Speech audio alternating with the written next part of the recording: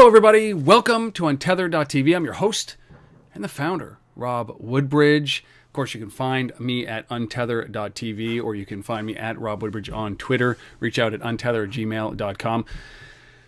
This is that place you come to quite often. I love the fact that you guys keep coming back, and I'm getting some great feedback, so keep it coming, please.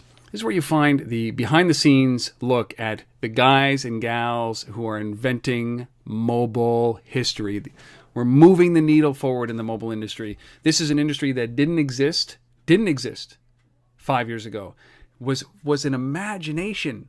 It was in our imagination 10 years ago, and we really didn't even think about it when we picked up our very first cell phone probably 20 years ago. So what are companies doing that are disrupting typical business today? And that's what we're here to find out. So this is a little bit of a departure. We've talked about games before, but what about board games? Are they dead? Are they dying? Or are they about to be resurrected by mobile? You can think about those things. Are they dead? Are they dying? Or are they about to be resurrected by mobile? That's what we're here to find out. Joining me today is Chris Ewington, president of Codita Development, Inc. They also are the makers of the brand Sage Board Games, and we are going to get enlightened about this world that is happening right now, which is moving board games into the mobile realm. Chris, man, I'm so glad we could finally get this done. Hey, Rob, me too. Well, this has been a long struggle to get it done, but I really appreciate the fact that we've both been sick, and then all of a sudden, we're ready to go, and let's just get this in. That's what we said. You bet. So where are you? Where are you physically right now? I am in Calgary, Alberta, Canada. Oh, go Canada. I see. I got this. You're not going to be able to see it very well, but it's basically I'm going to zoom in on me for a second here because it is a peace tower. It is I don't know if you can see that at all.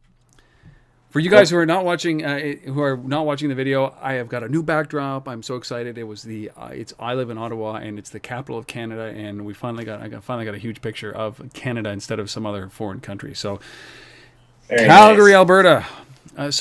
Go Canada. In the middle of the oil fields of Calgary, which is basically a huge industry down there. You are in the software space, Codita Development. Talk about that.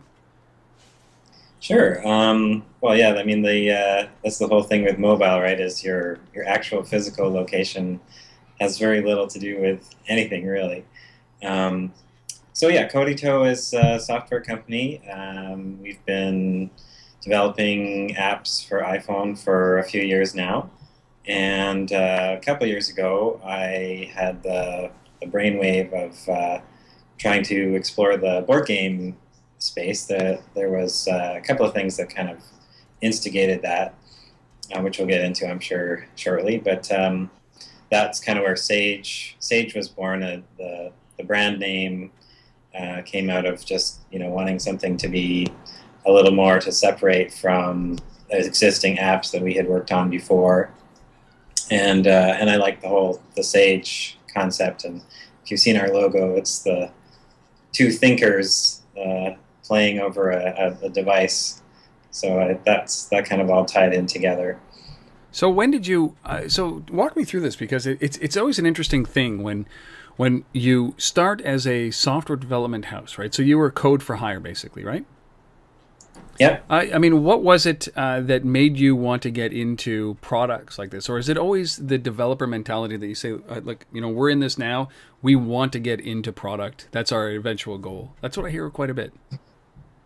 Yeah, well, I mean, Codita was originally just me and my wife, the office manager, and I had been doing various contract software development for a while, and kind of wanted a change. And the iPhone, this was, I guess, 2009, early 2009, and iPhone had been around for a little bit, but was still fairly new. And I just felt like I wanted a change, and so I decided to go pursue the iPhone route. And it just, I don't know, there was just something about it that really appealed to me. I think mainly because I've always been a very kind of independent sort of person, and so the whole possibility of being able to start something and make real products with a very small number of people starting with actually just me, was appealing. And I've worked for various size companies and enjoyed all those experiences and had a chance to work with some really great people. But there's really nothing that can replace the being your own boss, being in charge of the direction of the company, and just having that freedom. Of course, there's stress associated with it as well, but so that's kind of where it started from. And so I kind of got up to speed on iPhone development, did a couple of contracts, and then I was actually in between, out of work basically for a while, and so I thought, well, there's an opportunity to explore developing my own iPhone apps, and that's kind of what started that whole ball rolling.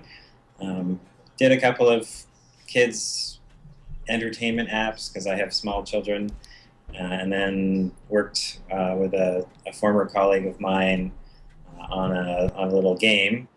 And of course, this was still in the stage of the iPhone market where there was still very much that feeling like, well, you can make a mint, and two guys can get together and make a game, and it'll be the next flight control or whatever, right? Which was kind of the big game at that time, and actually kind of the inspiration for the first Codito game, which was a train-based game called Yardmaster. So we did that, and that taught us many lessons, most of them good. One of them, of course, being that, as I think everybody is kind of more aware of now, the ability to actually make enough revenue on a solo iPhone app that sort of comes out of nowhere is pretty limited unless you're willing to, unless you have a really, really fantastic idea, or you're just in the right place at the right time. Just like any other marketplace, really. But it got us started on various things like the tools for making the games, and just thinking about that whole kind of space. And this was myself and an artist who we both had worked together at a video game company here in Calgary previously. So we had kind of the right background for it, and it was a little disappointing to kind of not have a success at that point. But before you go, I mean, what was it that as you were going through this process, what would you consider a success? This is the first game. I know that this is launch for a lot of these companies that have gone on to great success and are corner cases in this industry. But there was a lot of optimism back then when it came to building an app and it just skyrocketing, to great riches. Yeah. But when you went into this, what were your expectations from your first game? Well, I don't know. I think there's always been a pretty big level of uncertainty, even if maybe the optimism or what we felt the ceiling or the sky's the limit kind of mentality may have been more prevalent back then. But I mean, really, at the end of the day, for me anyway, it's just a matter of are we comfortable? Are we paying the bills? Are we being able to fund more projects? And since I'm managing the company and still doing development myself, I want to keep it relatively small, but we are trying to sort of slowly grow as well. And so those are some of the goals that we have. And we didn't, with the first game, basically none of that happened. But I think that's a very very common experience. I think I heard recently that Angry Birds was like attempt number something anyway, large number, before those guys actually had obviously the huge success that they had. So it's much like any other industry, right? There's this wonderful ability to be independent and develop things for yourself, and the concept that once you've made it, it's now possible to sell it to millions of people around the world. But like any other marketplace, if you're not in the right place, or you don't put funding into marketing or whatever combination of things, it doesn't always actually get downloaded that often, right? It's often a harsh reality when the expectation that you have is so high that I've worked with developers for many years around the mobile space, and when I talk to them about their expectations, they look at me and say, well, I said, would you be satisfied with 10,000 downloads? And they'd say, no way would I ever be satisfied with 10,000 downloads. And I kind of look at them sideways, and I said, well, you know what? If you come from the desktop software world, the idea of 10,000 downloads is an incredible number. And the expectations that have all of a sudden been levied on this are, 1 million or bust. I'm not satisfied with anything less than 1 million or 500,000 or 250,000. And I think that is, we're just a little bit skewed. So, but there is disappointment because the payment threshold, 99 cents, $1.99, you have to get to that level in order to be able to make a living doing this. And oftentimes you can't do that with a single game. Is that what you found? Yeah, and I was going to say that's, obviously in the commercial software world, you're usually talking more like 50, 60, even if it's only 30, 10,000 copies of that is significant money. It's 30 times more than what somebody is spending today, right? So $30 is 30 times more than 99 cents. That's right. Exactly. So that's a big part of it, right? And there's this kind of interesting duality where the marketplace is there, and there's a relatively captive audience of millions and millions of people, but the price point is extremely low, and of course the competition is really high. There's hundreds of thousands of apps, right, and more than 50% of them are games. So that's a big competition field too. Yeah, and I find, for example, there's a considerable source of there's a pain point here when it comes to these things, because it is those expectations that you can just walk in. And I love this. Mobile has democratized entrepreneurship. It's just as you said, right? You're looking for things to do. You might not have any work, but all of a sudden you can go and build an app, and you can see if you can turn that into revenue. And I think that it gets split there with a lot of entrepreneurs. Looking at mobile as a way to, I don't know, build their own product versus build a service wrapped in a product layer that enhances something that we do in our lives, right? Like Zarly or something like that, where these are companies that enhance an existing service, or you go out and create your own products. And I mean, did it ever occur to you to kind of look at and leverage mobile in a way that is enhancing an existing service? Or was it always about, listen, I got this burning desire to be able to go out there and build games or build my own product? For me, it was always the burning desire to build games. It's just, been part of my makeup and my interest for a really long time. So, and I've worked in various commercial products in the past and stuff. And so I think there was an element too of, not that I didn't enjoy that, but I had done that and was looking for something a little different, and just, being open to the opportunities that exist in today's mobile world. Well, I love that. So, I mean, obviously mobile is a big opportunity. We know that mobile is a big opportunity. It's everywhere. It's also going to be, a term that we dismiss relatively quickly. But, it has, for example, disrupted some big industries. And, I think there's 7 or 8 big industries that it's encroaching or destroying. And, the obvious one is cameras and the likes of Kodak going out of business, brought on by this revolution. But when I think about mobile, and I think when everybody thinks about mobile, the first thing they think about are games, because it is a dominant platform. It is looking like it is going to take the consoles for a ride as well, especially with the iPad and those such. But how many games have you launched now? We've published 5 ourselves, and is that right? No, 4 ourselves and 1 for Ravensburger. So that would be. I mean, still, you've got a more than one game out there.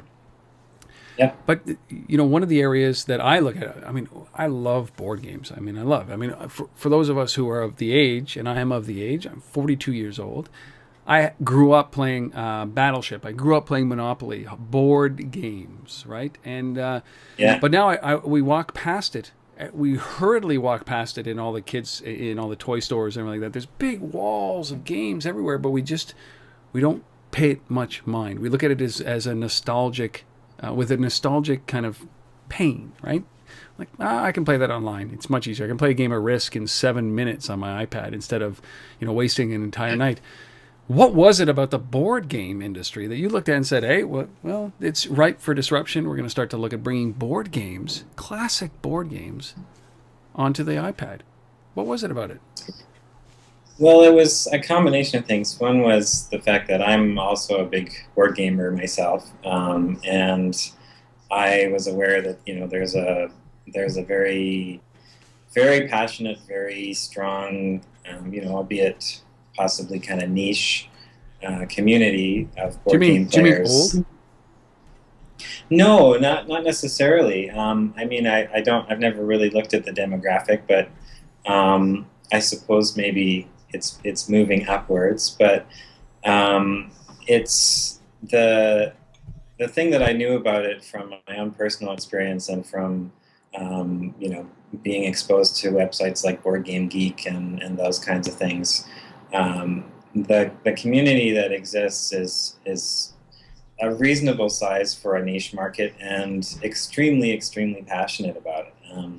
So the kinds of board games that we've been working on are not really the Monopolies and the Battleships. So, those are great games, but they're kind of almost more of a niche within the niche, that are heavier strategy, but also heavier on the theme, and therefore, kind of the enjoyment of it becomes a little more in depth, I think.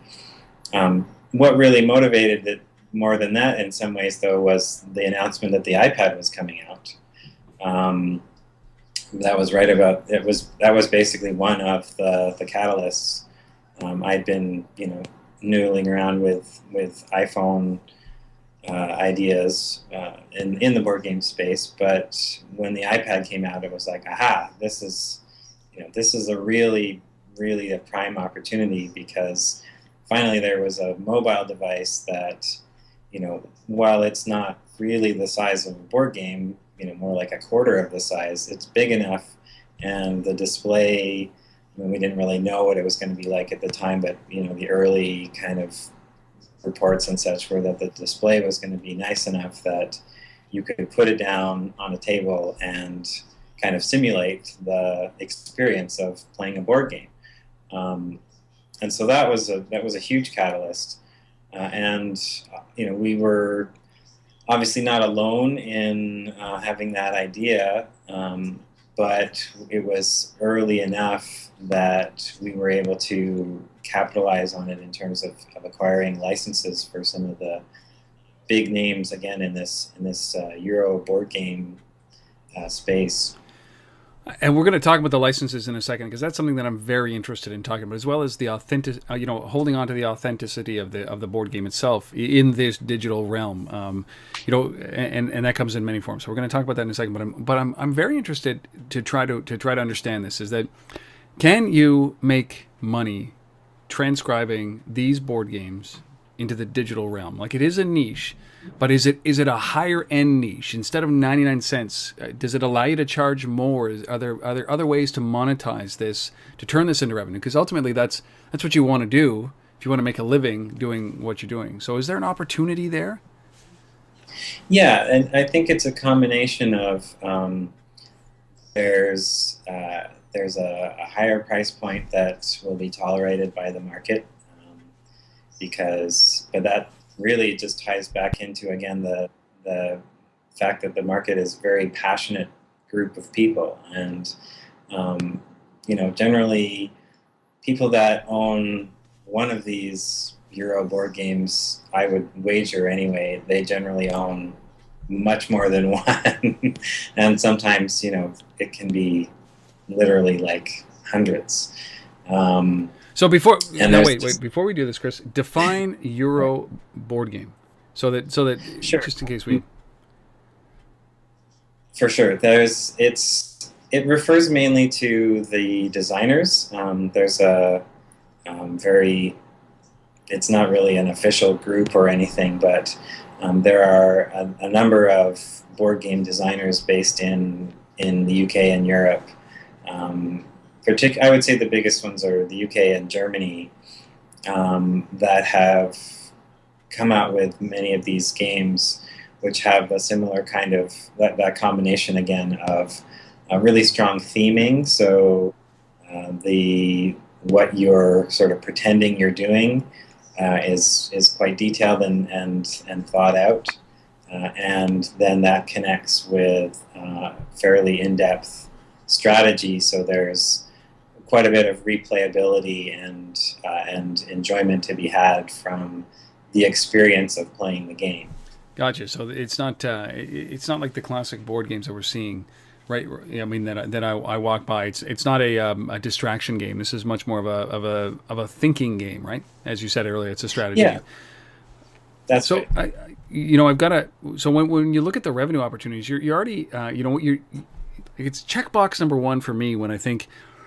A lot of companies have spent a lot of time trying to figure out how to market to a lot of people, right? So listen, they invent their own brand, they send it on their way, and they say, listen, now I got to market to this. It's a big, big, big app world. The app store is massive. We got a million apps in there that we're competing for space with, basically, and awareness. And it's very difficult to build your own brand. But what you've done is you've entered into a spot where there's an existing audience. So, my point earlier just about, building your own product versus, tapping into an existing service or an existing audience in this instance and marketing to them, it kind of, it narrows your focus. You now know who you have to market to and where they are, right? Absolutely. Yeah, and of course, we've tried to and actually tried to get successively better at making the games accessible to a wider market as well. With things like tutorials and that kind of thing. But yeah, the core market, we know who they are. We know that they're very passionate about it, and we have also a sense of which games are more popular, and that really allowed us also to kind of drive our license acquiring to try and get those upper echelon games in that market. But yeah, it's funny because it's almost like a niche of a niche in some ways.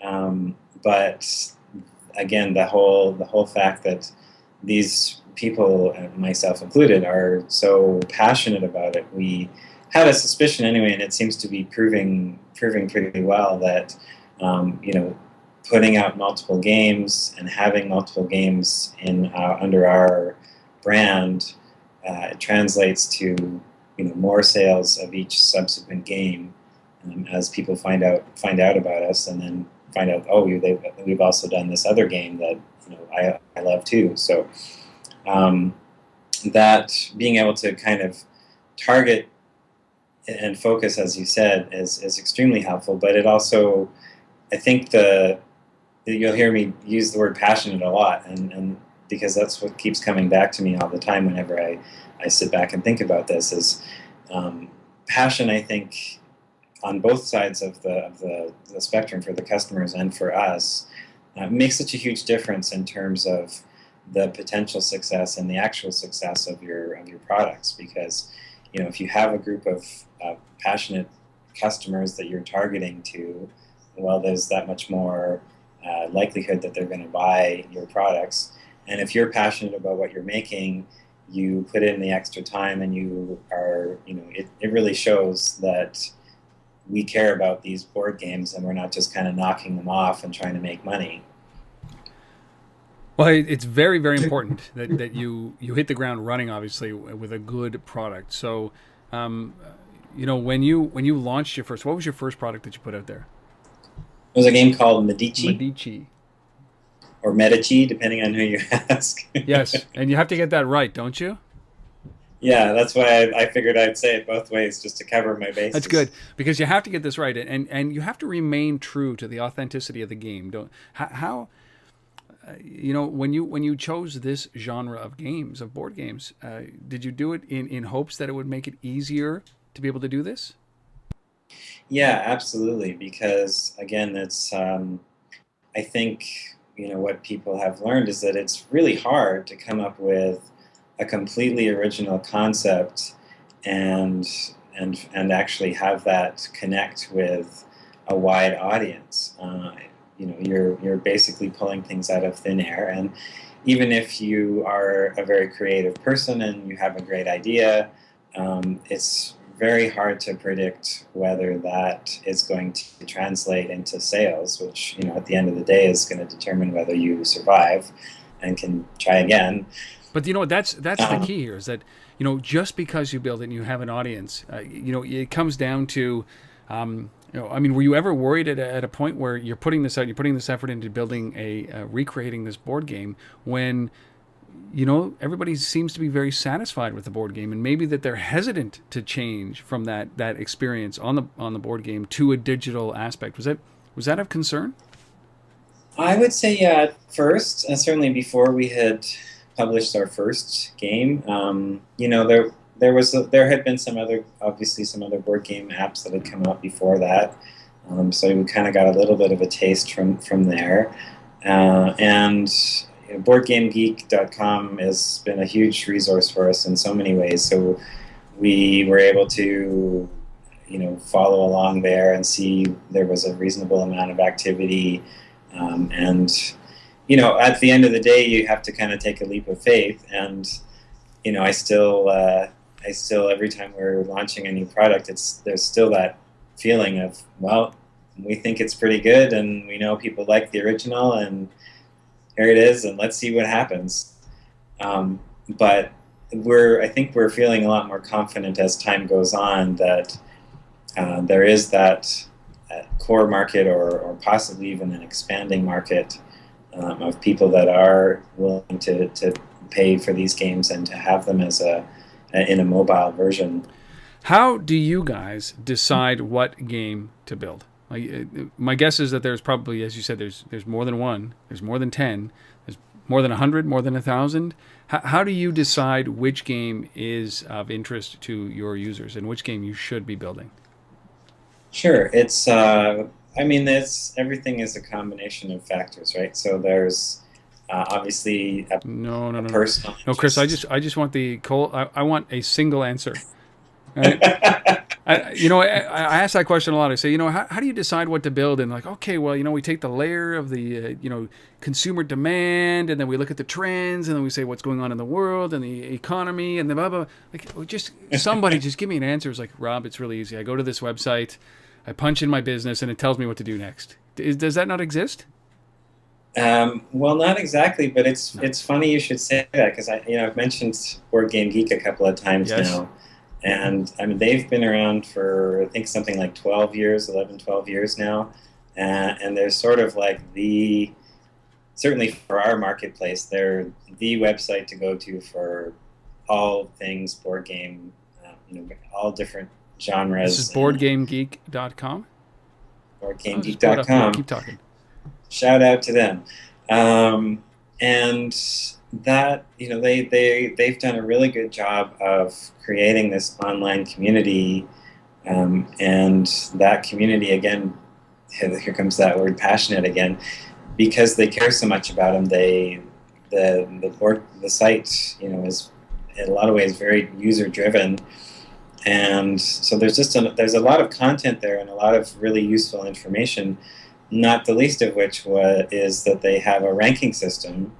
Where users can go and say, I own this game, I've played this game, I like this game, I didn't like this game, give it a rating out of 10, and so on and so forth.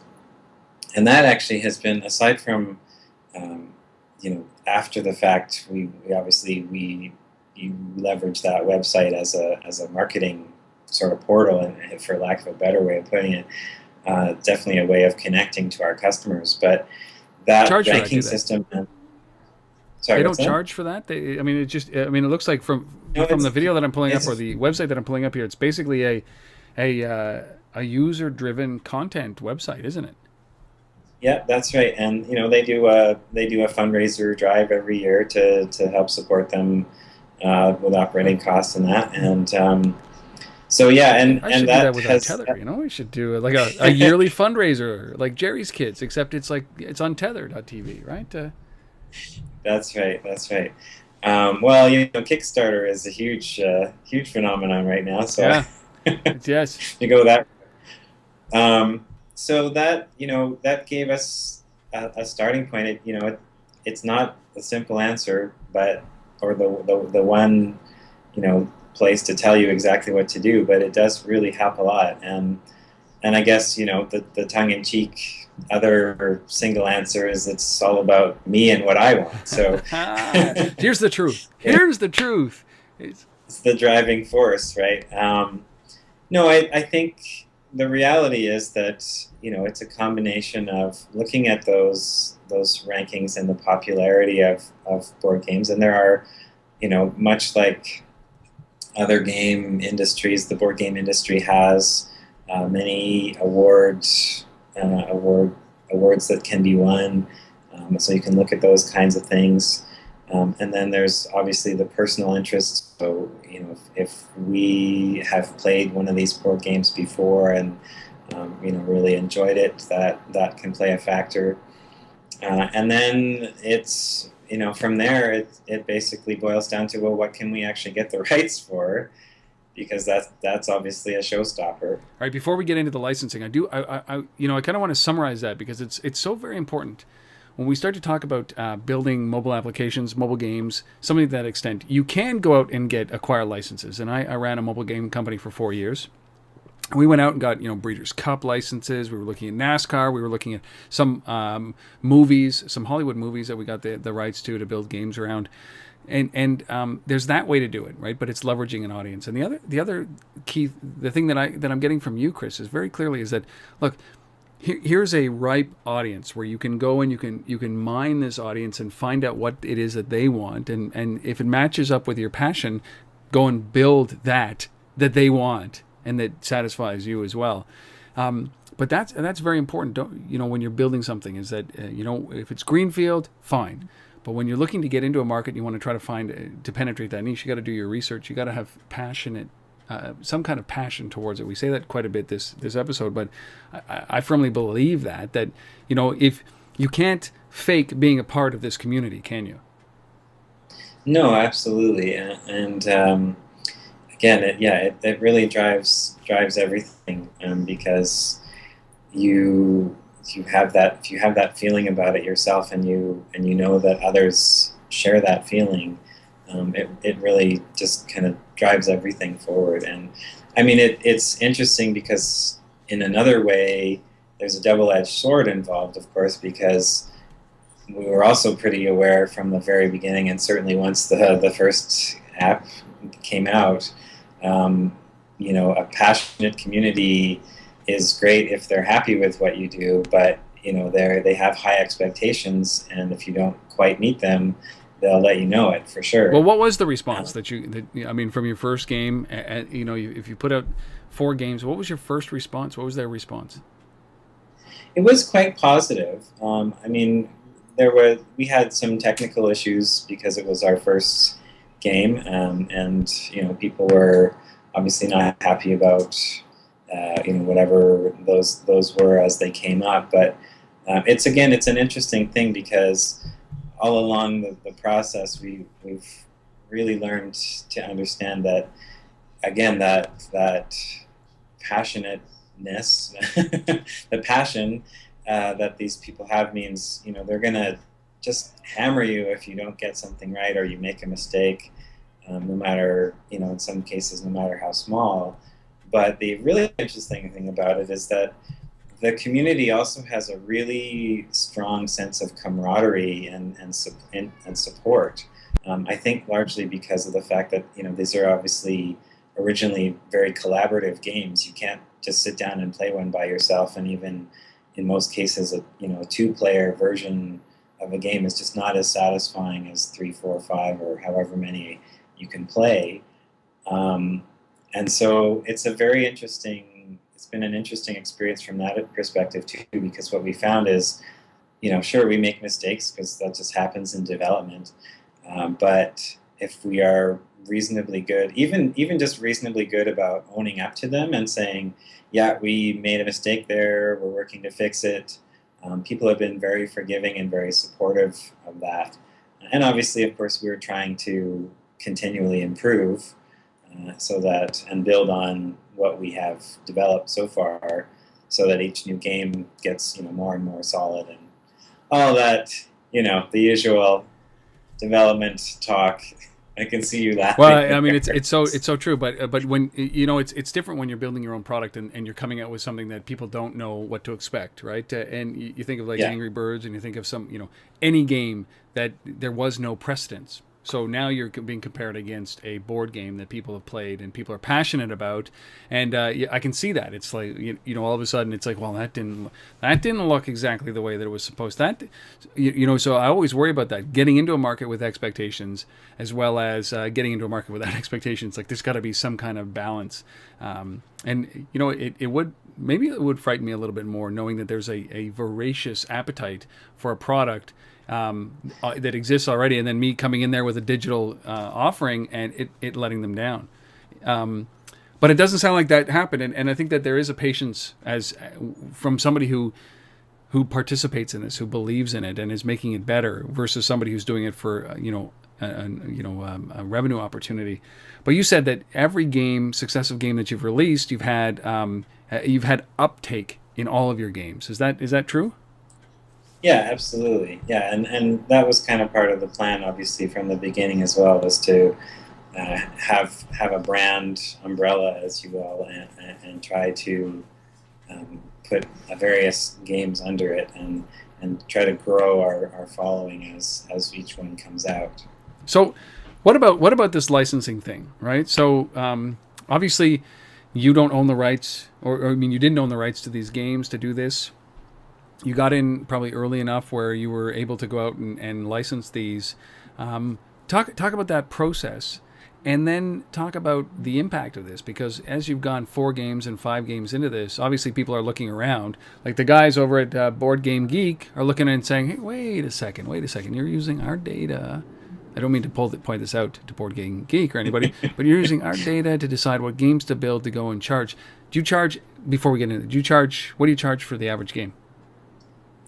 Ranges between $2.99 and $5.99 on the iPad. So I mean, you're within the range of every other iPad app. So it's not a niche enough product that you're charging $9.99 or $19.99.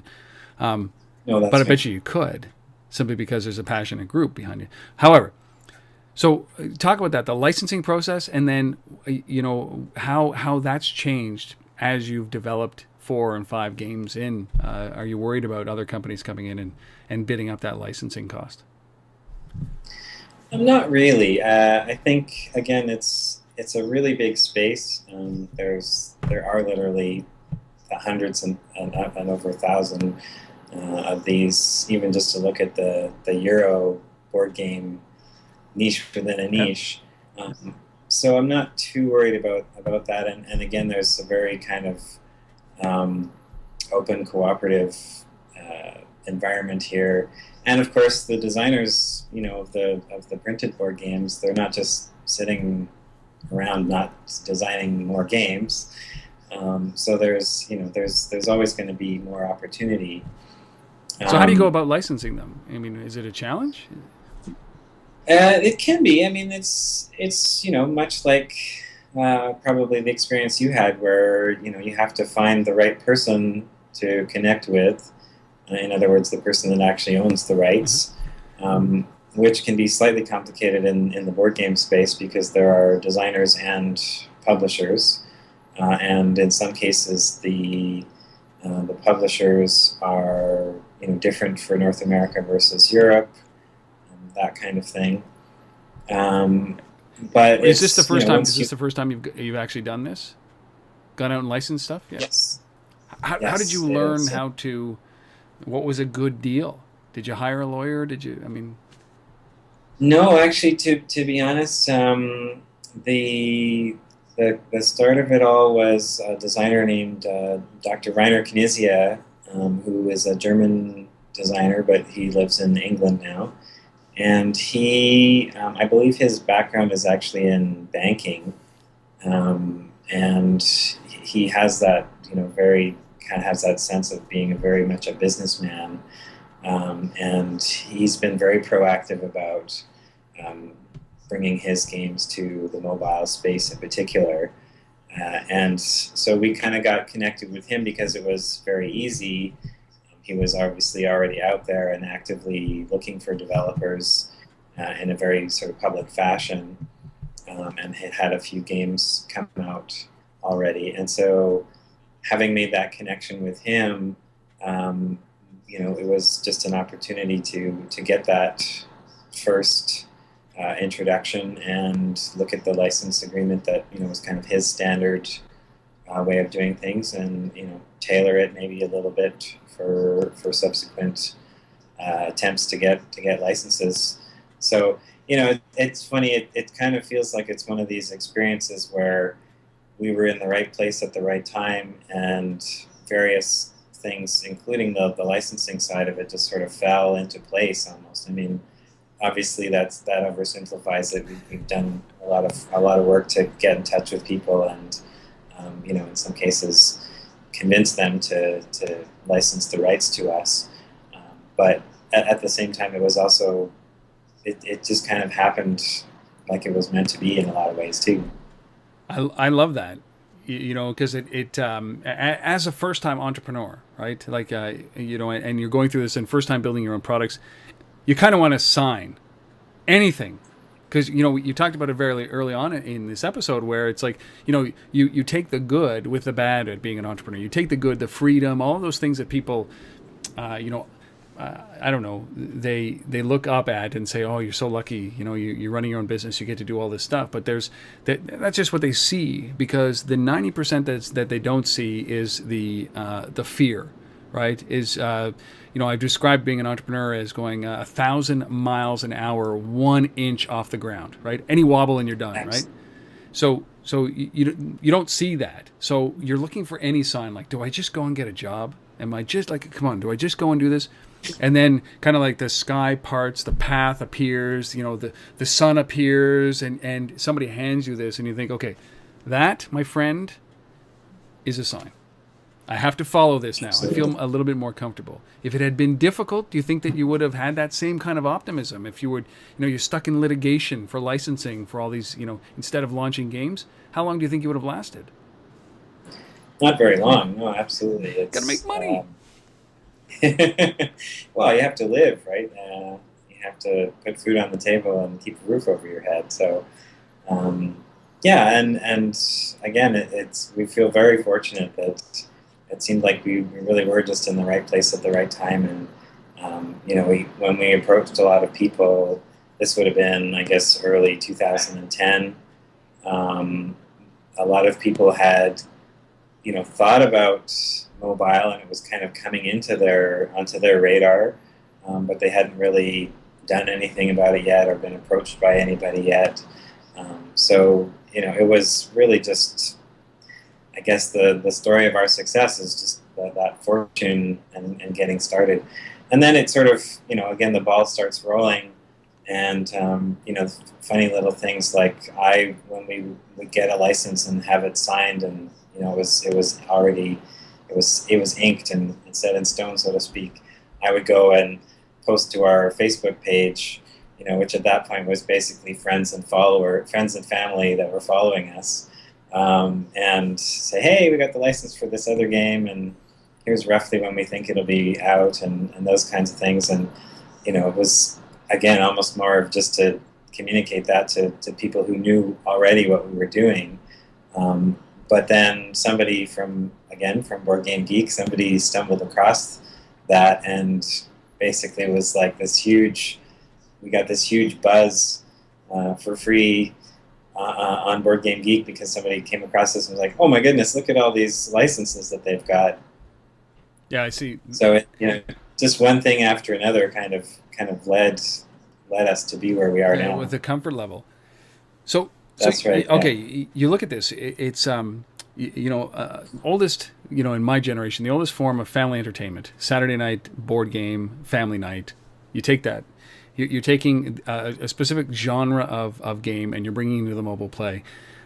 Now, as you're doing this, what are you thinking about that the future holds? And we've just got a few minutes left, and I'm very interested to figure out. I mean, where does this go for you? You know, when we start to talk about look at the interactive technologies that are out there, the tablet really kind of opened your eyes to this. What really enhances this? You know, where does this industry flow into?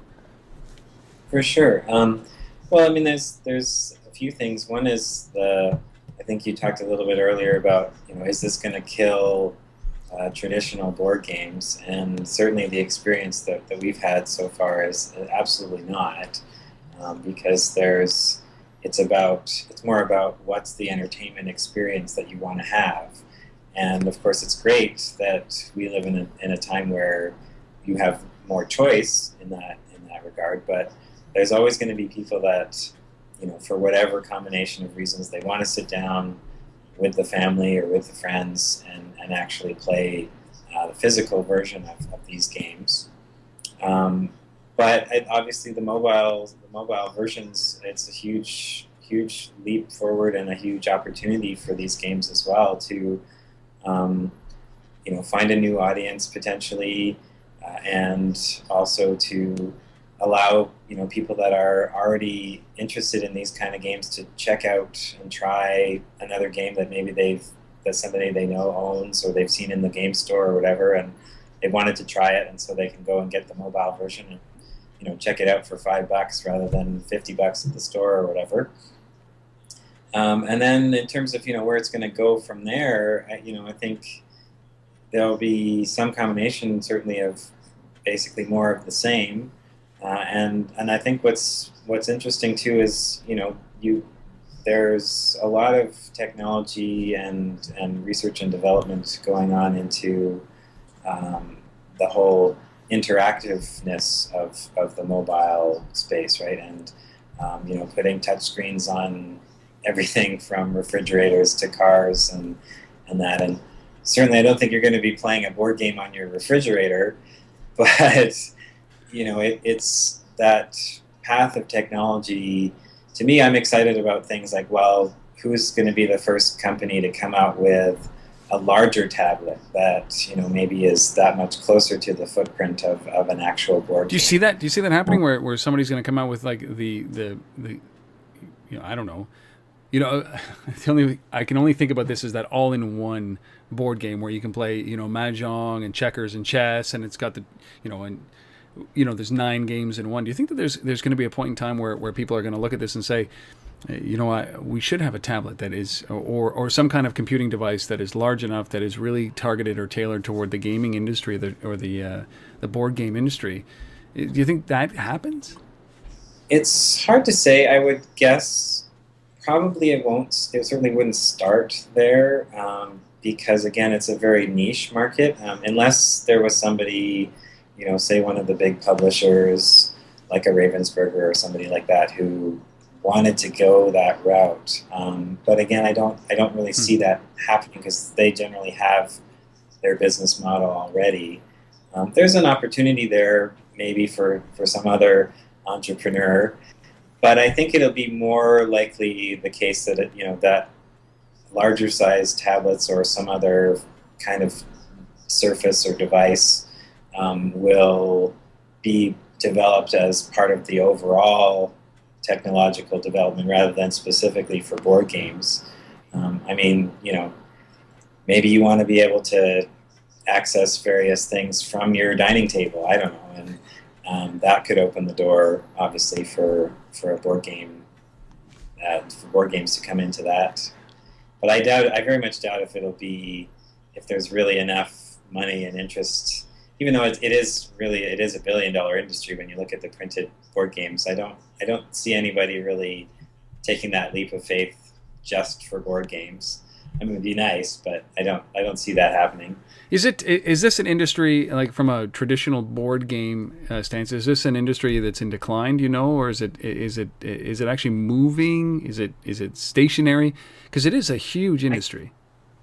Yeah, it is. I don't really have a good sense of that. I don't think it's declining. I think, it's like any other industry. I'm sure there are various parts that have had an impact, and I wouldn't be surprised if maybe certain parts of it are growing or shrinking, like maybe the family side is shrinking because families are focusing more on consoles and mobile devices and things like that. But I really don't have an answer for that. Certainly from from kind of taking the pulse of our customers and people on Board Game Geek, it doesn't seem like it's in any jeopardy of going away. And again, the designers are still certainly coming up with great new games, and the awards and all those things are still happening on an annual basis.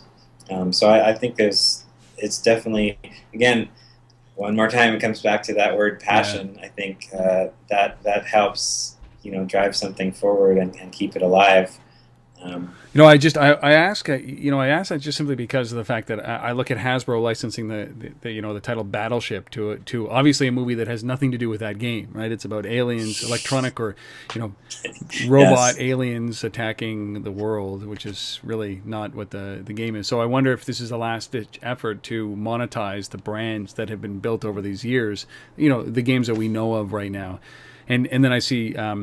Pop culture icon movies like Toy Story being made into operation games, right? Those kind of things. So it's a weird time for this, because I look at the print industry, for example, is $1 billion, multi-billion-dollar industry, and it's going through decline at a rapid rate. And I just wonder if those game developers who are building these board games are looking at this saying, "Oh, we are fat, we got money forever," simply because of the brands. But in reality, mobile in the 99-cent game is eating their lunch. And I wonder if anybody out there has any insight into this. I'd love to speak to you about this. Reach out on tether@gmail.com. I'm sure that Chris would like to know incidentally as well. Yeah, for sure. So, Chris, where do people find more information about you? Where can they know what the games are? Where can they reach out to you? Best place to go to is sageboardgames.com. And that just so happens to be what I'm displaying right now on the screen. If you're watching this, if you're listening, you're missing out because you're missing the website. So sageboardgames.com, and this is where you'll find under our games, you'll see a list of the games and certainly the newest games that are coming out, which I've just pulled up right now. It's an interesting space. Who would have thought, right? I think that mobile has that ability to resurrect industry, rebuild industry, destroy industry, and it happens kind of all in this symbiotic, beautiful dance that you're going through right now, which is a transition in time from maybe moving everything from the board game onto the digital space, especially when manufacturing costs are, software development, which is the greatest thing ever, isn't it? Absolutely. All right, Chris, we are out of time, unfortunately, but I can't thank you enough for doing this. This has been great. Who would have thought, right? We're talking about board games, not only on a niche specific board game and the impact that mobile is having on that. I wish you all the best, and I'd love to have you back on the show in 6 months to see how things are going and how many more licenses, and if it does get difficult to generate new license for your process in order to be able to build new games. I'd love to know how that's going out as well. Maybe one last question on that, because I didn't ask it before. Do you strike these deals as a rev share with these licensees, or do you have to pay a flat fee every year for them, guaranteed? It's generally a rev share. There's often an advance on the royalties, but it's rev share. Okay. Yeah. That was my last question. I promise. It's okay. It's all good. I'd be happy to come back on the show, and thanks for having me. Well, no, I appreciate your time, and I'm glad we could connect on this. Very much so. I'm glad. Absolutely. We have been, and thanks to Aaron out there who put this together for us. Really appreciate Aaron at Appensy doing this for us. Been speaking with, You too? Yeah, he's been good. He's been good to me, and I really appreciate the fact that he does this. We've been speaking with Chris Ewington, who is the president of Codito Development, Inc. These are the guys that are making the Sage board games. So go to sageboardgames.com and take a look at this. And if you have any questions about this, or if you think you should be on this show, which I think you should be on this show, reach out at untether@gmail.com. I'll get you on here. It's a good conversation. I'm not going to bite your head off. I'm not going to argue with you. I just want to know your business and how you're doing it. So reach out, untether@gmail.com. Until then, wherever you are, whatever you are doing, thank you so much for listening or watching. I really appreciate it. Keep the feedback coming. We'll see you next time on untether.tv. Chris, thank you, man. I really appreciate it. Thank you, Rob. See you later, everybody.